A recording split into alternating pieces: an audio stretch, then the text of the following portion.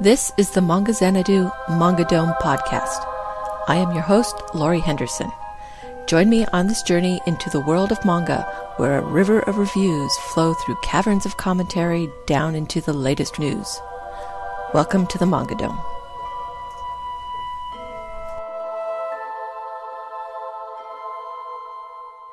Episode 27, Umineko When They Cry, Episode 1, Legend of the Golden Witch, Part 2. Bamboo Blade manga spins off. Bamboo Blade is a title about a high school all-girl kendo team. It was one of the debut titles in Yen Press's manga magazine, Yen Plus, and finished releasing in the US in 2012. In Japan, however, the title got two spin-offs. Bamboo Blade B was the first and started back in 2009. It follows Yu Okido, a self-conscious middle school girl who once practiced kendo at elementary school. The 11th volume of the series shipped in May, and the final chapter will appear in the issue of Monthly Shonen Gan to be released in November. Bamboo Blade C is the second spin-off, which launched in May of this year. This one follows Sakudo, a boy who can't seem to win at kendo and is ready to quit, and three girls in his class who win a match and are ready to quit as well. I didn't care for Bamboo Blade at first, but later volumes sucked me in, and I grew to love the series and the characters. I wish Yen Press would license these spin-offs, but since they haven't, Bamboo Blade must not have sold very well, which is a real shame. Weekly Shonen Jump adds a new title. This week, Viz added a new title to their digital manga magazine, Weekly Shonen Jump. Seraph of the End, Vampire Reign, takes place in a world where a virus has killed the adult human population and left only children. Vampires rise up and take over and enslave the children. The story follows Yuichiro Hyakuya, a boy who dreams of becoming strong enough to kill vampires. The series is serialized in Jump Square, a monthly magazine, and is currently at 3 volumes released in Japan. The series will be released weekly for the month of October, and then 2 chapters a month until it catches up with the Japanese releases in the summer. I'm not really excited about this one. I'm getting burned out on vampire stories, but Blue Exorcist, which is from the same magazine, turned out to be a surprise hit, so maybe this one will too. This week's Viz Manga Top 10 is split down the middle. For the week of October 1st, 2013, the shonen titles are completely surrounded by shoujo. Shoujo takes the top spot again as Skip Beat Volume 5 jumps in at number 1. The run of shonen starts with Case Closed Volume 44 at number 2 and Black Cat Volume 10 coming in at number 3. One Piece Volume 68 hangs on to the number 4 spot for a second week, while Yu-Gi-Oh! R Volume 3 comes in at number 5. Naruto Volume 62 holds on to number 6 and ends the shonen run. Shoujo returns with Demon Love Spell Volume 4 falling 6 to number 7 and is followed by Red River Volume 26 at number 8. Beauty Pop Volume 8 falls 2 to number 9, and new series The Magic Touch Volume 1 ends the list at number 10. I'm kind of surprised by the top 10 this week. I really expected a return to the shonen domination. Instead, we get shoujo continuing to hold its own, though shonen does hold the majority of the top 5 spots. But number 1 still belongs to shoujo, and it's a series that really deserves that spot. We'll have to see how long shoujo can keep this up, as 2 of the popular titles, Beauty Pop and Red River, will be ending in 2 volumes. I wonder if they will continue to chart after all of the volumes have been released. There was only one new title to debut on VizManga.com this week. The shonen Muyo and Roji's Bureau of Supernatural Investigation is a spirit hunting series. Muyo is an executor of spiritual law, and Jiro, or as he's called, Roji, is his assistant. They take on cases of illegal possession and other crimes committed by spirits on the humans that bring them cases. They are an odd pair, with Muyo seeming to take delight in the work, while Roji is more skitterish. I loved the series when it first came out. It's lighthearted at first, but quickly takes a serious turn, and by Volume 3, it's obvious that it's not going to be all fun and games. If you like supernatural titles, definitely check this one out. It's a great Halloween title.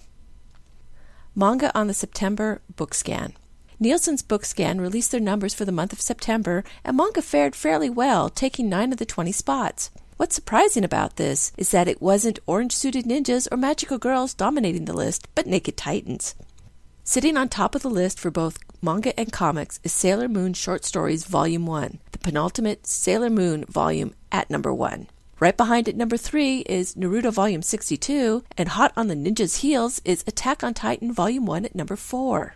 One Piece Volume 68 comes in at number 6, followed by Attack on Titan Volume 2 at number 7, and Attack on Titan Volume 6 at number 9. Vertical has a surprise hit on their hands with Mobile Suit Gundam The Origin Volume 3 coming in at number 13, which is followed by Attack on Titan Volume 3 at number 16, and Volume 7, the latest to be released, at number 18. Kodansha is really hounding Viz with their Attack on Titan releases. The only 2 Viz titles have the Titans breathing down their necks. The series has seriously exploded with 5 of the 7 available titles all on the list. It's not like you couldn't see it coming. Attack on Titan has been steadily moving up the list, and last month really showed the strength of the property. I'm also thrilled to see Vertical doing well with their Gundam title. They really took a chance with it, as well as making it a limited edition hardback. Hopefully this will mean more Gundam in the future. Umineko When They Cry, Episode 1, Legend of the Golden Witch, Part 2. Back in June, in Episode 12 of this podcast, I reviewed the first volume of the series, and I loved it. It was a good, old-fashioned murder mystery with the hint that there might, or might not, be a supernatural cause. The second volume, a whopping 600-plus pages worth, completes the tale, but not the mystery. This might seem like a bad thing, but with the Episode 1 in the title, it becomes clear that this is just the setup and the real story is still to come. The story is by Ryukishi07 with art by Kei Natsumi. It is published by Yen Press and is a horror thriller. It is rated for older teen and retails for $18.99 US. The story picks up on the second day with accusations flying back and forth between Natsui and Eva, which Battler diffuses.